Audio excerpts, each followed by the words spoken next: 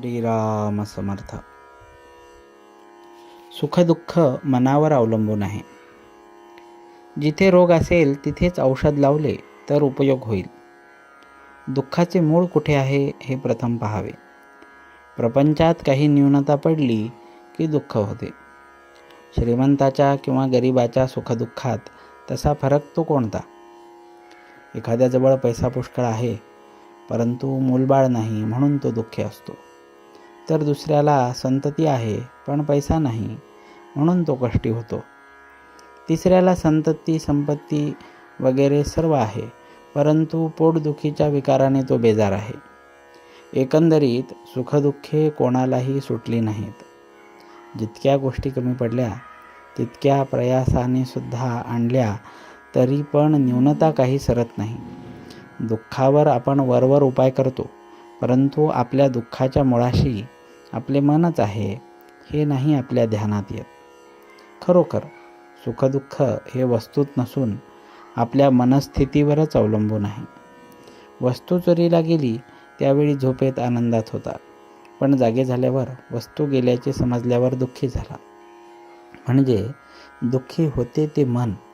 तेव्हा औषध द्यायचे ते मनाला द्या. संतांनी मनाला शिकवण दिली. आजवर आम्ही विषयसुख सख्या मुलाप्रमाणे भोगले आणि परमार्थ सावत्र मुलासारखा केला. सावत्र आईप्रमाणे आम्ही मनाला शिकविले. ज्याचा सहवास झाला त्याप्रमाणे मनावर परिणाम होऊ लागले. विषयाचा सहवास गर्भापासून आपण ठेवतो म्हणून विषयापासून मिळणारा आनंद खरा असे मानू लागलो. ज्याचे बीज लावावे त्याची फळे खावी. आपण विषयाचे बी पेरतो आणि विषयाची फळे दुःखदायक आहेत म्हणून मग शोक करतो. याला काय करावे? व्यापारी दरवर्षी आढावा घेतात त्याप्रमाणे माझे विषय किती कमी झाले हे आपण पाहावे. जितकी प्रपंचाकरता तळमळ करतो तितकी भगवंताकरिता करावी.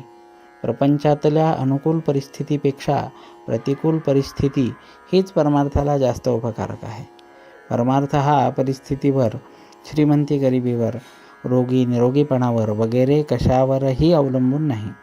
मनाची स्वस्थता, अंतःशुद्धता, आचरणाची पवित्रता यांवर तो अवलंबून आहे. प्रपंचातल्या सोयी आणि गैरसोयी या दोन्ही परमार्थाच्या आड येतात. आपण रस्त्यातून चाललो असताना एखादे अत्तराचे दुकान पाहून थांबलो काय किंवा मिरच्यांचे दुकान पाहून थांबलो काय? रस्ता चालणाऱ्याच्या दृष्टीने दोन्ही घातकच ठरतात.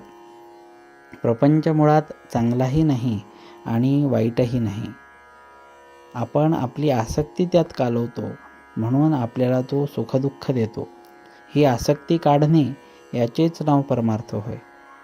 त्याच गोष्टी आसक्ती सोडून करणे याचे नाव परमार्थ. जानकी जीवन स्मरण. जय जय राम.